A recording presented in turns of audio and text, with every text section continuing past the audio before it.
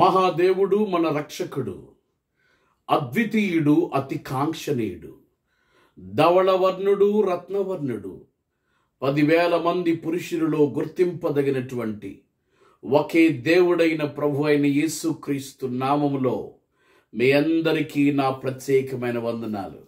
హల్లెలూయా.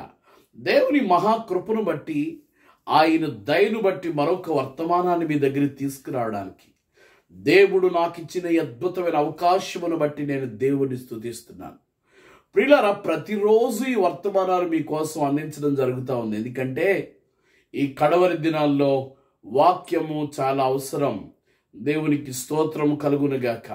వాక్యము అనే ఆహారంతో మనం బ్రతకాలి కాబట్టి, వాక్యము మన లోపలికి వెళ్ళాలి కాబట్టి, ప్రతిరోజు ఈ సందేశాలను మీకు అందించడానికి ప్రభువు నాకు అనుగ్రహించిన చక్కటి ఆధిక్యత, మంచి అవకాశాన్ని బట్టి నేను దేవుని స్తుతిస్తున్నాను. దేవునికి స్తోత్రము కలుగునుగాక. ఏ యోగ్యత లేని నన్ను దేవుడు బ్రతికించాడు. ఎందుకు పనికిరాని నన్ను దేవుడు బ్రతికిస్తూ ఉన్నాడు. సమాజంలో వెలివేయబడి ఎందుకు పనికిరాని వ్యక్తిని నేను. దేవునికి స్తోత్రం. ఈరోజు నాలాంటి కళ్ళు లేనోళ్ళు రైల్వే స్టేషన్లో ప్లాట్ఫారాల మీద అక్కడ ఇక్కడ దిక్కు లేకుండా అడుక్కుంటూ ఉన్నారు. నేను ఈ సజీవమైన దేవుని వాక్యాన్ని అందించడానికి దేవుడు నన్ను ఎన్నుకొని ఏర్పరచుకొని సజీవంగా ఉంచినందుకు నేను ప్రతిరోజు సువార్త ప్రకటించాలి అనే సదుద్దేశంతో ఈ వర్తమానాలు మీకు అందిస్తూ ఉన్నాను. వీటి ద్వారా మీరు దీవించబడాలి. దేవునికి స్తోత్రము కలుగునుగాక. మీ కుటుంబాల్లో నెమ్మది ఉండాలి. మీ కుటుంబాల్లో సమాధానం ఉండాలి. ఆదరణ, ఆనందము ఉండాలి. మీరు దీవించబడాలి. అనేకులు ఈ వర్తమానాల ద్వారా అనేకులు దీవించబడాలి. దేవునికి స్తోత్రము కలుగునుగాక. చాలా జాగ్రత్తగా మీరు వినండి. దైవ దీవెనలు పొందండి. ప్రియులారా, దేవుని వాక్యములో నుండి ఒక అద్భుతమైనటువంటి మాట మనం చదువుకుందాం. ఇర్మియా గ్రంథము చూడండి. ఇర్మియా గ్రంథము 48వ అధ్యాయము 10వ వచనములో ఉన్నటువంటి మాట మనము చదువుకుందాం. ఇర్మియా గ్రంథము 48వ అధ్యాయము 10వ వచనములో ఉన్నటువంటి మాట మనము చదువుకుందాం. యెహోవా కార్యములు అశ్రద్ధగా చేయువాడు శాపగ్రస్తుడగునుగాక. చిన్న ప్రార్థన. ప్రేమగల తండ్రి, కృపగలిగిన దేవా, నీ మాటలు నీ సేవకుడు బోధిస్తున్నాడు. ప్రజలతో మాట్లాడండి. మీ కార్యమును జరిగించండి. మీరే మహిమ పొందండి. యేసు నామమున అడిగి పొంది ఉన్నాము ఘనమైన మా తండ్రి. Amen, amen. Praise the lord. Hallelujah. ఈ చదువుకున్నటువంటి లేఖన భాగములో చాలా అద్భుతమైన మాట. ఇది ఓ విధంగా చెప్పాలంటే దేవుడు వార్నింగ్ ఇస్తున్నాడేమో ఈ మాట ద్వారా అని నాకు భయం కలుగుతుంది. కొన్నిసార్లు బైబిల్లో చదువుతున్నటువంటి కొన్ని మాటలు వార్నింగ్స్. రేయ్, పిచ్చి పిచ్చి వేషాలు వేసేవంటే పళ్ళు రాలిపోతాయి అన్నట్టుగా వార్నింగ్ సంబంధమైనటువంటి మాటలు ఉంటాయి బైబిల్లో కదా. కొన్ని మాటలు చాలా కఠినంగా ఉంటాయి. చాలా కఠినంగా అన్ని మాటలు ఏమండి, నువ్వు దీవించబడు, ఆశీర్వదించబడు, నువ్వు వెలిగించబడు, నువ్వు వర్ధిల్లు అనుండో. కొన్ని మాటలు ఏమండి బ్రతుకును మార్చే మాటలుగా ఉంటాయి. కొన్ని మాటలు జీవితంలో నెమ్మదినిచ్చే మాటలుగా ఉంటాయి. కొన్ని మాటలు పాపాన్ని బయటపెట్టే మాటలుగా ఉంటాయి. రకరకాల వ్యాఖ్యాన గ్రంథము ఈ పరిశుద్ధ గ్రంథము. దేవునికి స్తోత్రం కలుగునుగాక. చాలామంది బైబిల్లో ఏమండి కఠినమైన మాటలు చదవరు, దీవించే మాటలే చదువుతారు కదా. కఠినంగా బోధించే మాటలు వినరో, దీవించే మాటలే వింటారు. జాగ్రత్తగా వినండి. కొన్నిసార్లు కఠినమైన మాటలు కూడా వినాలి. ఏమండి, దీవించబడే మాటలే వినడం కాదండి, కఠినమైన మాటలు కూడా వినాలి. దేవునికి స్తోత్రం కలుగునుగాక. దేవుడు రోషం కలిగిన దేవుడు. ఏమండి, దేవుడు ఉగ్రతను తప్పిస్తాడు, ఉగ్రతను పంపుతాడు. వింటున్నారా? దేవుడు ఏమండి ఆయనలో జాలవుతే మనం చూస్తున్నాము. కొన్నిసార్లు ఆయనలో కోపం కూడా ఉంటుంది. ఏమండి, ఆయనలో కోపం కూడా ఉంటుంది. కాబట్టి బైబిల్లో 2 రకాలుగా కూడా బైబిల్ చదవాలి. వింటున్నారా? కఠినమైన మాటలు చదవాలి. ఏమండి, అదే సందర్భంలో ఆశీర్వాదకరమైన మాటలు కూడా చదవాలి. ఏమండి, దీవెన ఉంటుంది, శాపము ఉంటుంది. బైబిల్లో దీవెన ఉంది, శాపము ఉంది. ఏది తీసుకుంటే అది మనకు దొరుకుతుంది. కాబట్టి చాలా జాగ్రత్తగా ఈ బైబిల్ గ్రంథాన్ని పరిశీలన చేయాలి. చాలామంది వారికి అనుకూలమైన మాటలే చదువుతారు. ఏమండి, వారికి అనుకూలమైన మాటలే చదువుతారు. వారికి ఏ మాటలు బాగుంటాయో, ఏవి అందంగా కనబడతాయో, ఏవి అబ్బో ఎంత చక్కగా చదువుతారో, కానీ బుద్ధి చెప్పే మాటలు చదవరో. ఏమండి, పాపాన్ని బయటపెట్టే మాటలు చదవరో కదా. ఉన్నది ఉన్నట్టుగా బోధించి నీ జీవితాన్ని మార్చుకో, నీ బ్రతుకును మార్చుకో, నీ పాపము సరిదిద్దుకో అనే మాటలు చదవరండి. ఏవేవో చదువుతూ ఉంటారు కదా. ఉదయం లేచిన వెంటనే కొంతమంది క్యాలెండరీ చూస్తారు. క్యాలెండరీలో దేవుడు నిన్ను నీ కుటుంబాన్ని దీవించును గాక అనే మాట వచ్చిందనుకో, అబ్బా ఎంత అద్భుతంగా దేవుడు ఈరోజు మాట్లాడాడు అంటారు కదా. అదే సందర్భంలో మళ్ళా మరుసటి రోజు ఉదయం క్యాలెండర్ చూస్తారు. దేవుడు అంటాడు, ఇదిగో నీ బ్రతుకును మార్చుకో, నీ పాపాన్ని విడిచిపెట్టు అని వాగ్దానం ఏదైనా వచ్చిందనుకోండి కదా. దేవుడండి ఈరోజు చాలా కఠినంగా మాట్లాడాడండి. హై బాబోయ్, కఠినంగా మాట్లాడితే నచ్చదు ప్రజలకి. ఈరోజు ఉన్నది ఉన్నట్టుగా చెప్పేవాళ్ళు ప్రజలకి నచ్చరు. దేవుని వాక్యాన్ని ఖచ్చితంగా బోధించేవాళ్ళు ప్రజలకి నచ్చరు. కానీ ఏది సత్యమైనదో, ఏది నీతి గలదో, ఏది ఖ్యాతి గలదో, ఏది కరెక్టో, ఏది కరెక్ట్ కాదో మనం జాగ్రత్తగా ఆలోచించి నిర్ణయం తీసుకోవాలి. అప్పుడే మన జీవితంలో దేవుని చిత్తము నెరవేరుతుంది. దేవునికి స్తోత్రము కలుగునుగాక. ప్రియులారా, మనం చదువుకున్నటువంటి ఈ లేఖన భాగంలో చాలా అద్భుతంగా కొంచెం వార్నింగ్ ఇస్తున్నాడు. దేవుడు గట్టిగా మాట్లాడుతున్నాడు. ఏమంటున్నాడంటే, యెహోవా కార్యములు అశ్రద్ధగా చేయువాడు శాపగ్రస్తుడు. దేవుడు ఒక కార్యము నీకు అప్పగించాడు. దేవుడు ఒక బాధ్యతను నీకు ఇచ్చాడు. దేవుడు నిన్ను నమ్మి ఆయన కొన్నటువంటి ఇల్లంతటిని నీకు అప్పగించాడు. నీ ఇష్టం వచ్చినట్టు చేసావనుకో, నీకు నువ్వే శాపాన్ని కొని తెచ్చుకుంటావు. దేవునికి స్తోత్రము కలుగునుగాక. దేవుడు నీకిచ్చిన కుటుంబాన్ని శ్రద్ధగా నడిపించాలి. దేవుడు నీకిచ్చిన సంఘాన్ని శ్రద్ధగా నడిపించాలి. దేవుడు నీకిచ్చిన ఉద్యోగాన్ని శ్రద్ధగా చేయాలి. అశ్రద్ధ ఉండకూడదండి. కొంతమందికి భలే అశ్రద్ధ. ఏమండి, అశ్రద్ధగా ఉంటే శాపాన్ని కొని తెచ్చుకుంటావు. దేవునికి స్తోత్రము కలుగునుగాక. అశ్రద్ధగా ఉంటే దీవెన నీ మీదకి రాదు. అశ్రద్ధగా ఉంటే దేవుడిచ్చే ఆశీర్వాదాన్ని పోగొట్టుకుంటావు. అశ్రద్ధగా ఉంటే దేవుడిచ్చే ఆ మహాకృపను నీ చేతులతో నువ్వే తుడిచివేసుకుంటావు. అశ్రద్ధగా ఉండకూడదు, శ్రద్ధగా ఉండాలి. చెప్పండి, ఎలా ఉండాలి? శ్రద్ధగా ఉండాలి. దేవునికి స్తోత్రం కలుగును గాక. ప్రార్థనలో శ్రద్ధ ఉండాలి. శ్రద్ధ కలిగి ప్రార్థన చేయాలి కదా. అశ్రద్ధగా చేయకూడదండి ప్రార్థన. ఏమండి, ఏదో టైం పాస్గా ప్రార్థన చేసుకోకూడదు. కాలయాపన కొరకు ప్రార్థన చేయకూడదు. మనం ప్రార్థన చేసినప్పుడు చాలా శ్రద్ధగా ప్రార్థన చేయాలి. శ్రద్ధగా. అశ్రద్ధ అనేది నీ జీవితంలో ఉండకూడదు. అశ్రద్ధ ఎవరికంటే సోమరోళ్ళకి, పని బాటు లేని వాళ్ళు ఉంటారు చూసారా, వాళ్ళు అన్ని అశ్రద్ధగానే చేస్తారు. వాళ్ళకి శ్రద్ధ ఉండదండి కదా. దేవుడిచ్చిన పరిచర్య మీద శ్రద్ధ ఉండదు. ఏమండి, దేవుడు అప్పగించిన మందిరం మీద శ్రద్ధ ఉండదు. దేవుడు అప్పగించిన కుటుంబం మీద శ్రద్ధ ఉండదు. దేవుడు అప్పగించిన భర్త మీద, దేవుడు అప్పగించిన భార్య మీద శ్రద్ధ ఉండదు. అంత అశ్రద్ధే కదా, అంత అశ్రద్ధే. అశ్రద్ధగా చేయవాడు శాపగ్రస్తుడు.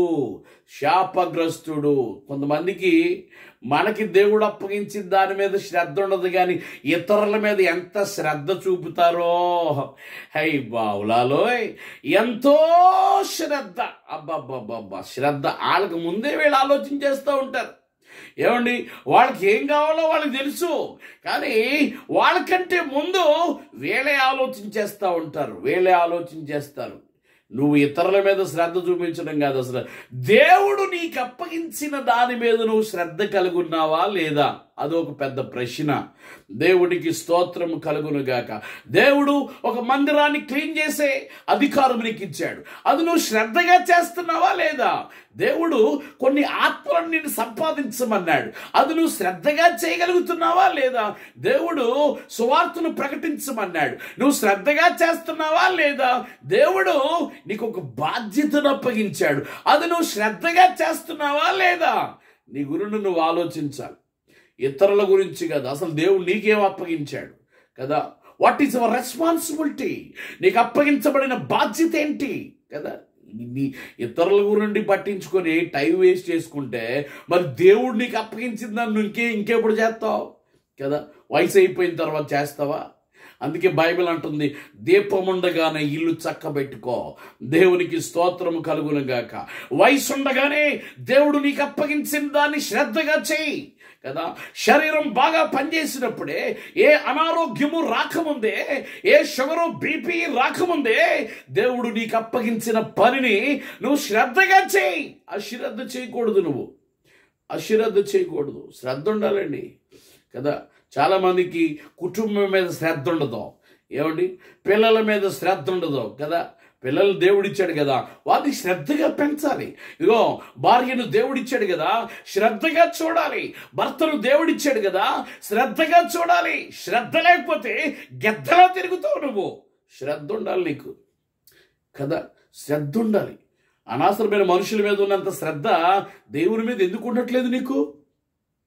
ఏమండి, అప్పుడప్పుడు పలకరించే మనుషుల మీద ఉన్న శ్రద్ధ దేవుని మీద ఎందుకు ఉండట్లేదు నీకు? ఏమండి, తిన్నారా ఉన్నారా అనే మనుషుల మీద ఉన్న శ్రద్ధ దేవుని మీద ఎందుకు ఉండట్లేదు నీకు? ఎప్పుడైనా నీ పరిచర్యకు ₹1 సహకరించలేని వాళ్ళ మీద ఉన్నటువంటి శ్రద్ధ దేవుని మీద ఎందుకు ఉండట్లేదు నీకు? దేవుని కార్యాలు శ్రద్ధగా చేయాలి. దేవునికి స్తోత్రము కలుగునుగాక. శ్రద్ధ ఉండాలి. చెప్పండి చెప్పండి, ఎలా ఉండాలండి? శ్రద్ధ ఉండాలి. దేవునికి స్తోత్రము కలుగునుగాక. శ్రద్ధ కలిగి చేయాలి దేవుని కార్యాలు. హల్లెలూయా. దేవుడు అప్పగించిన పనిని నమ్మకముగా చేయాలి. ఏమండి, అంతము వరకు సరి అయినటువంటి పరిచర్య చేయాలి. దేవునికి స్తోత్రము కలుగునుగాక. పౌలు గారు అంటారు, నా పరుగును తుదముట్టించి నా విశ్వాసమును కాపాడుకుంటుని, నా కొరకు జీవ కిరీటము వంచబడి ఉన్నదే. హల్లెలూయా. జీవ కిరీటం నీ కొరకు పరలోకములో ఉండాలంటే దేవుడు నీకు అప్పగించిన దానిని శ్రద్ధగా చేయాలి, అశ్రద్ధగా చేయకూడదు. దేవునికి స్తోత్రము కలుగునుగాక. బైబిల్ చదివే జీవితం నీకుంటే దాన్ని శ్రద్ధగా చదవాలి, అప్పుడప్పుడు చదవకూడదు. ఏమండి, వాక్యము చదివే మనసు, వాక్యము చెప్పే మనసు నీకుంటే శ్రద్ధగా చెప్పాలి. శ్రద్ధగా నీ ఊపిరంతా దేవుని కోసం వాడాలి, నీ శరీరాన్ని దేవుని కోసం వాడాలి, నీ ఆత్మ దేవుని కోసం కరిగిపోవాలి. ఇదిగో నీ ప్రాణమంతా దేవుని కోసము కరిగిపోవాలి. శ్రద్ధగా చెయ్యాలి. దేవునికి స్తోత్రం. అశ్రద్ధ ఉండకూడదండి. ఏమండి, అశ్రద్ధ ఉండకూడదు. అశ్రద్ధగా చేస్తే నీ వెనకాల దరిద్రం తిరుగుతుంది. అశ్రద్ధగా చేస్తే నీ పనికి విలువ ఉండదు. అశ్రద్ధగా చేస్తే నీ కష్టానికి ప్రతిఫలం ఉండదు. అశ్రద్ధగా చేస్తే ఎప్పుడు నీ బ్రతుకంతా అలాగే ఉంటది. శ్రద్ధగా చేయాలి. ఎంత కఠినంగా చెప్తున్నాడు చూడండి ఇక్కడ. యెహోవా కార్యములు అశ్రద్ధగా చేయవాడు శాపగ్రస్తుడగును గాక. శాపాన్ని కొని తెచ్చుకుంటున్నావు నువ్వు. శాపము. జాగ్రత్త, కొని తెచ్చుకుంటున్నావు శాపాన్ని. దేవునికి స్తోత్రము కలుగునుగాక. నీ మీద ఉన్న శాపం బయటికి పోవాలంటే ఈ రాత్రి వర్తమానం వింటూ ఉండగానే నీ జీవితాన్ని ప్రభు వైపు తిప్పాలి. శ్రద్ధగా చేయాలి. దేవునికి స్తోత్రం. నువ్వు ఏ పని చేసినా కూడా బాధ్యతగా ఉండాలి. చెమట పట్టాలండి పని చేసేటప్పుడు. దేవునికి స్తోత్రం కలుగునుగాక. ఏదో సరదాగా చేద్దాం అన్నట్టుగా ఉండకూడదు.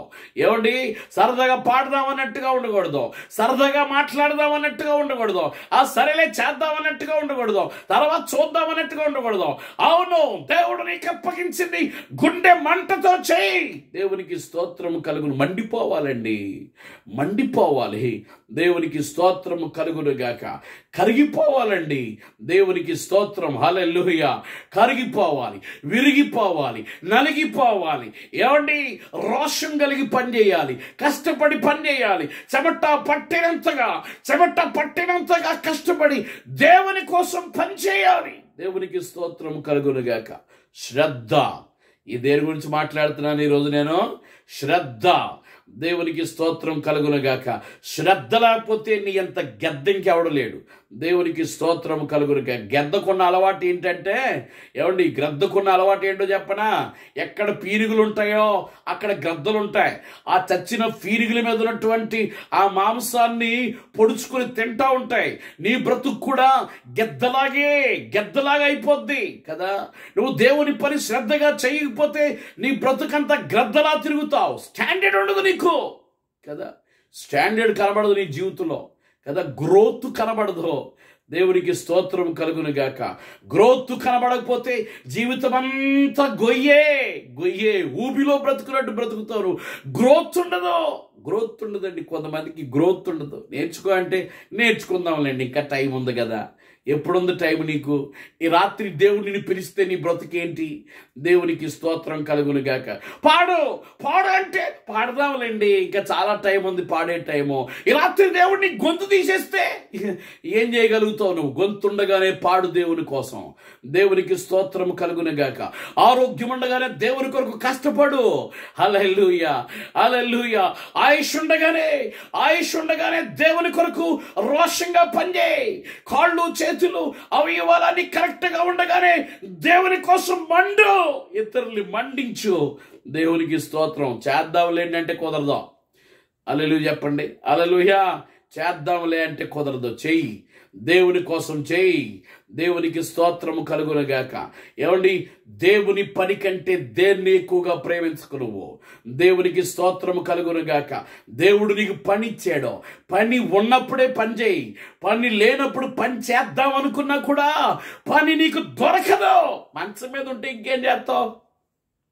ఏమండి, దేవుడు చక్కటి ఆరోగ్యం ఇచ్చి అద్భుతంగా పనిచేయి, కష్టపడు, ఆత్మని సంపాదించు, అన్ని సదుపాయాలు దేవుడు నీకు ఇచ్చి కష్టపడు, శ్రద్ధగా పనిచేయి అంటే దేవుని మీద చూపవలసిన శ్రద్ధ ఎవరెవరి మీద చూపుతావు? జాగ్రత్త, గెద్దయిపోతావు. శ్రద్ధ చూపించు దేవుని పని మీద. దేవునికి స్తోత్రం కలుగునుగాక. దేవుని పని కొరకు రోషం కలిగి జీవించు. హల్లెలూయా. దేవుని పని కోసము నిన్ను నీవు తగ్గించుకొని పనిచేయి. దేవునికి స్తోత్రం కలుగును. మళ్ళా చెప్తున్నాను, దేవుని పని కోసము నీ శరీరము కరిగిపోవాలి. దేవుని పని కోసము నీ కాళ్ళు అరిగిపోవాలి. దేవుని పని కోసము నీ చేతులు అరిగిపోవాలి. దేవుని పని కోసము నీ కళ్ళులో ఉన్న నీళ్ళన్నీ బయటకు వచ్చేయాలి. ఒక దైవజనుడు అన్నాడు, నేను సంవత్సరానికి ఒక బైబిల్ మార్చేస్తానండి అన్నాడు. ఎందుకు మారుస్తారు అయ్యగారు మీరు అని అడిగితే ఆ దైవజనుడు అన్నాడు, నేను బైబిల్ చదివే ఆ సంవత్సరం లోపల బైబిల్ అంతా నేను ఏడుస్తున్న కన్నీళ్ళు వల్ల తడిచిపోయి ముద్దయిపోద్దండి. అందుకేనండి నేను సంవత్సరానికి ఒక బైబిల్ మార్చేస్తానన్నాడు దైవజనుడు. దేవునికి స్తోత్రము కలుగునుగాక. శ్రద్ధగా చేయి దేవుని పని. హల్లెలూయా. దేవుడు నీకు అప్పగించిన పనిలో నువ్వు శ్రద్ధగా ఉండు. హల్లెలూయా. దేవుడు నీకు అప్పగించిన భర్తలు నువ్వు శ్రద్ధగా చూసుకో. దేవుడు నీకు అప్పగించిన బిడ్డలను నువ్వు శ్రద్ధగా చూసుకో. దేవుడు నీకు అప్పగించిన భార్యను నువ్వు శ్రద్ధగా చూసుకో. దేవుడు నీకు అప్పగించిన చిన్న సంఘమైనా, అది ఇద్దరైనా ముగ్గురైనా శ్రద్ధగా నడిపించు. ఎదుటోళ్ళ మీద శ్రద్ధ చూపించుకో. వాళ్ళు తిన్నావా అని కూడా అడగరు. దేవుని పని మీద శ్రద్ధ కలిగి జీవించు. దేవుడు నువ్వు చచ్చే వరకు నిన్ను పోషిస్తాడు. దేవునికి స్తోత్రం కలుగునుగాక. నువ్వు సచ్చే వరకు దేవుడిని నడిపిస్తాడు. నువ్వు మట్టిలోనికి వెళ్ళిపోయే వరకు దేవుడిని నడిపిస్తాడు. శ్రద్ధ కావాలి. శ్రద్ధ లేకపోతే గెద్దలా తిరుగుతావు. దేవునికి స్తోత్రం కలుగునుగాక. నువ్వు గెద్దలా తిరగడం దేవుని చిత్తము కాదు. అంశగా 6 నెలలు బ్రతికినా అంశలా బ్రతకాలి. దేవుని కొరకు అద్భుతాలను జరిగించాలి, ఆశ్చర్య కార్యాలు జరిగించాలి. దేవుడి రాత్రికి కళ్ళు లేని గుడ్డోడిని నిలబెట్టుకొని నీతో మాట్లాడుతున్నాడు. తీర్మానం చేసుకో. నిన్ను నీవు క్షమించమని అడుగు ప్రభుని. అయ్యా, నీ కార్యాలు అశ్రద్ధగా చేశానయ్యా, నన్ను క్షమించండి అయ్యా. అయ్యా, నువ్వు అప్పగించిన దాన్ని నేను శ్రద్ధగా చేయలేకపోతున్నానయ్యా, నన్ను క్షమించండి అయ్యా. అయ్యా, నువ్వు అప్పగించిన దాన్ని నేను శ్రద్ధగా చేయలేకపోతున్నానయ్యా, నన్ను క్షమించండి అయ్యా అని ప్రభువుని అడుగు. ప్రభు నిన్ను క్షమించడానికి సిద్ధంగా ఉన్నాడు. శ్రద్ధగా చెయ్యి. యెహోవా కార్యములు అశ్రద్ధగా చేయువాడు శాపగ్రస్తుడగునుగాక అంటున్నాడు. నువ్వు శాపగ్రస్తుడగడం దేవుని చిత్తం కాదు కాబట్టి దేవుడు మరలా ఈ వాక్యం ద్వారా నిన్ను మేల్కొలుపుతున్నాడు. నువ్వు శాపగ్రస్తురాలు అవడం దేవుని చిత్తము కాదు కాబట్టే దేవుడు నిన్ను మేల్కొలుపుతున్నాడు. ఇప్పుడే మేల్కో. కళ్ళు తెరు. Open your eyes. కళ్ళు తెరు. నన్ను క్షమించండి ప్రభు అని అడుగు.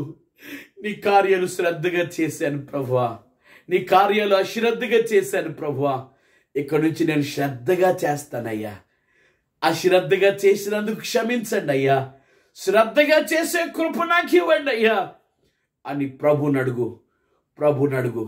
ప్రార్థన చేద్దాం. ప్రభు సన్నిధిలో ప్రార్థన చేద్దాం. హల్లెలూయా. ప్రార్థన చేయండి, గట్టిగా ప్రార్థన చేయండి. హల్లెలూయా. మోకరించి వర్తమానం వింటూ ఉండగా ప్రార్థన చేయండి. ప్రభు నీతోనే మాట్లాడాడు. ఈ సందేశం నీకోసమే. ఈ సందేశము హల్లెలూయా నీకోసమే. ఈ సందేశం నీకోసమే ప్రభు ఇచ్చాడు. దేవునికి స్తోత్రం. నీ శాపాన్ని నువ్వే కొని తెచ్చుకుంటున్నావు. దేవుడు నీకు అప్పగించిన దాన్ని అశ్రద్ధగా చేస్తున్నావు. అడుగు ప్రభుని, అశ్రద్ధగా చేయనయ్యా. ఇక్కడి నుంచి నేను శ్రద్ధగా చేస్తాను. నువ్వు ఏం అప్పగించినా కూడా శ్రద్ధగా చేస్తానయ్యా అని ప్రభు సన్నిధిలో నిన్ను నీవు తీర్మానం చేసుకో. నీ ప్రేమే నన్ను ఆదరించేను.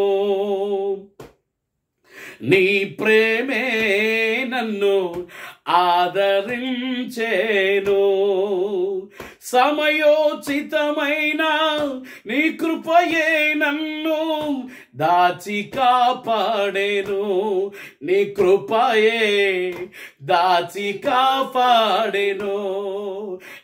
ప్రేమే నన్ను ఆదరించేను.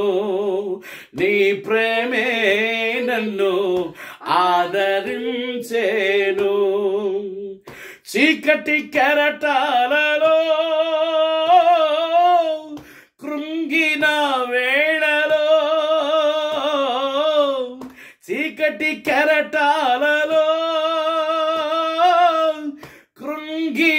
వేళలో, ఉదయించెను నీ కృప నా ఎదలో. నలిగిన మనసే నూతనమాయన. ఉదయించెను నీ కృప నా ఎదలో. చెదరిన మనసే నూతనమాయన. మనుగడయే మరో మలుపు తిరిగేనా.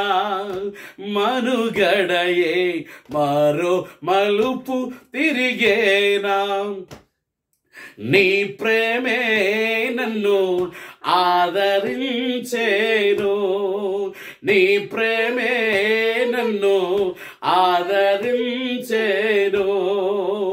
సమయోచితమైన నీ కృపయే నన్ను దాచి కాపాడేను, నీ కృపయే దాచి కాపాడేను, నీ కృపయే దాచి కాపాడేను, నీ కృపయే దాచి కాపాడేను.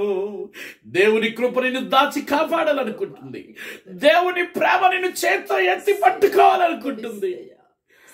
నీవు తీర్మానం చేసుకో ప్రభు సన్నిధిలో. నీ కార్యాలు నేను శ్రద్ధగా చేస్తాను ప్రభువా, నీ కొరకు నేను నమ్మకంగా బ్రతుకుతాను ప్రభువా. నువ్వు అప్పగించింది ఏదైనా సరే అది శ్రద్ధగా నేను చేస్తాను ప్రభువా, శ్రద్ధగా చేస్తాను ప్రభువా అని తీర్మానించుకో. నేను ప్రార్థన చేయబోతున్నాను. దేవుని కార్యాన్ని నేను శ్రద్ధగా చేయాలనుకుంటున్నానండి. దేవుడు నిజంగా నాతోనే మాట్లాడేటండి. ఈ వర్తమానం నా కోసమేనండి అనేవాళ్ళు మీ చేయి పైకెత్తి చూపించండి.